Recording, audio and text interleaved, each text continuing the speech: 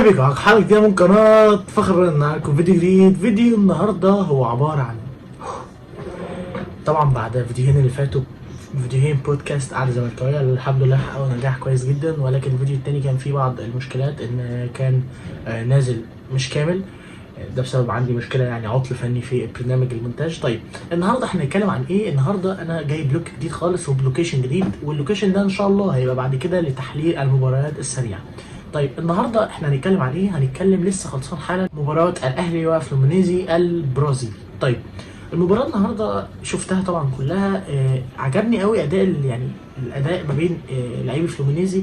وطبعا بس قبل ما نبدا الكلام عن المباراه، فانا مش عشان زملكاوي فانا طالع احلل الماتش الفلومينيزي اللي الاهلي خسر فيه، ومش ما طلعتش احلل الماتش الاتحاد اللي الزمالك كسب فيه، الاهلي قصدي كسب فيه. لا بالعكس تماما، انا في ماتش الاتحاد انا كنت بشجع الاهلي جدا جدا جدا، حتى ده يعني اجيب لكم ناس صحابي تقول الكلام ده.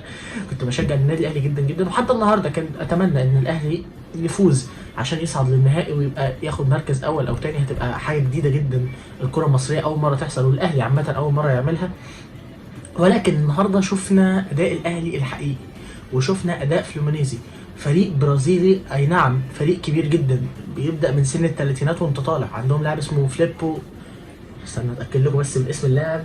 عندهم لاعب اسمه فليبو ميلو، لاعب سنتر باك رقم 30، لعيب خطير جدا. النهارده ما ظهرش باداء كبير جدا قدام النادي الاهلي، ولكن هو لعيب عنده 40 سنه بيلعب لغايه دلوقتي، موجود بيلعب في اراضي الملعب. طيب النهارده بدات المباراه معانا في اول حوالي 5 دقائق. المباراه كانت هاديه تماما، مفيش اي ضغط، مفيش اي هجمات من هنا او من هناك، لغايه ما جت الدقيقه 7 وبتسديده ولا اروع من لاعب فلومينيزي بتسديده، ولكن القائم كان مع الاهلي وكان مع حظ الشناوي. الكره شاطها باسيست، فاهم، تفكير ولا اروع، بكره عالميه، ولكن العارضه بتتصدى ليها. بعد فتره الشوط الاول كان الاهلي مسيطر تماما على المباراه.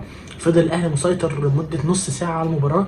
هجمات كنا بنشوفها الاهلي كتيره، شفنا هجمه كهربا اللي لعبها راسيه، شفنا كذا هجمه، وشفنا في الشوط الثاني هجمه بيرسي تاو، شفنا كذا هجمه للنادي الاهلي. وكان توقعي في الشوط الاول لا ده الاهلي ممكن لو بالاداء ده الشوط الثاني ممكن ياخد ضربه جزاء ويجيب جون، او يجيب جون عامه، فكان ده توقعي.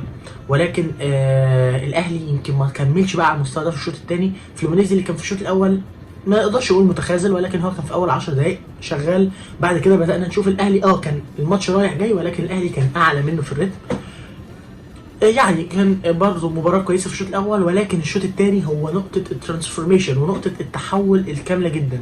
إيه اللي حصل في الشوط الثاني؟ الشوط الثاني بدأ معانا بكورة، طبعا كرة كهربا اللي كانت في الشوط الأول، التسديدة اللي خبطت عملت ديفليكشن وكهربا طلع برأسية، ولكن كانت في نص الجون. أعتقد إن الكرة دي لو كانت في زاوية بسيطة بس على اليمين أو على الشمال كانت دخل الجون.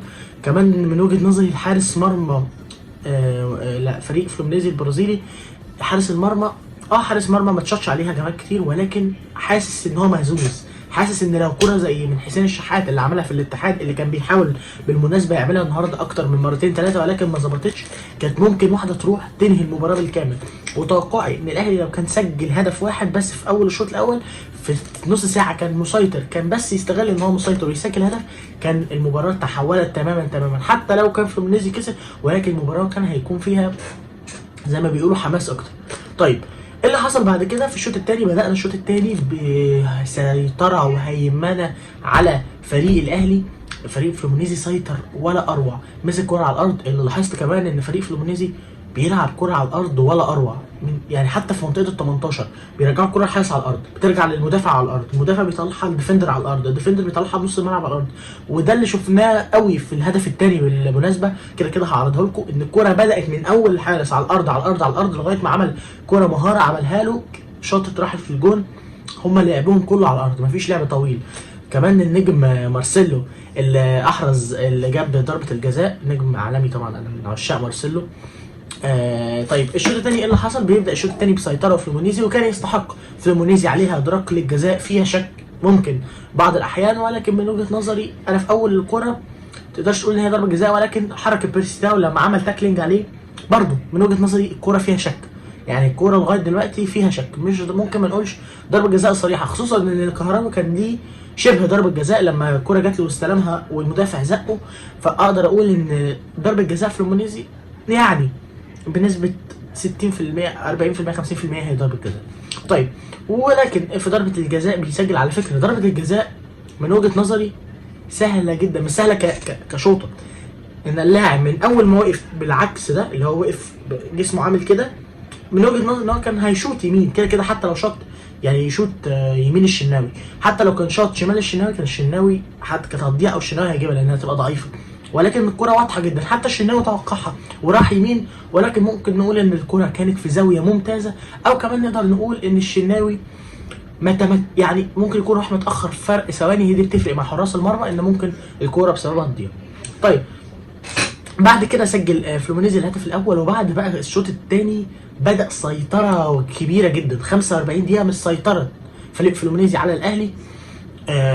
كمان بتغييرات، بكهربا كان بيحاول، كهربا النهارده كان بيحاول، حسين الشحات النهارده كان بيحاول، بيرسي تاو اللي الكره اتعملت له بعد الهدف الاول ولا اروع، كوره زي ما بيقولوا كده مقشره، ولكن بيضيعها بطريقه غريبه جدا. من الواضح ان فعلا يعني هو ده مش هنقعد نتكلم عليه كل مره، ان الاهلي محتاج راس حربه. كهربا لا يريد ان هو يكون لاعب استي او لاعب رقم 9، صعبه جدا جدا. كهربا لعيب ممتاز، انا عن نفسي زملكاوي اهو وبعشق، يعني انا بعشق كهربا، وشايف ان هو بعيدا عن حركات اللي هو عملها، ولكن هو لعيب ممتاز جدا. ولكن ايضا استفيد بيه على الناحيه الشمال، يكون جناح شمال يخش لي لجوه هو ال 18، لكن هو يلعب راس حربه 9. برضه كهربا بيضيع فرص كتير جدا، كرة زي الرأسية اللي جات له النهارده دي، الكرة دي اتعملت ديفليكشن، انا اول ما اتعملت ديفليكشن وطلعت فوق ولقيتها نازله كهربا وما كانتش اوف سايد، قلت لا ده كهربا خلاص هتروح.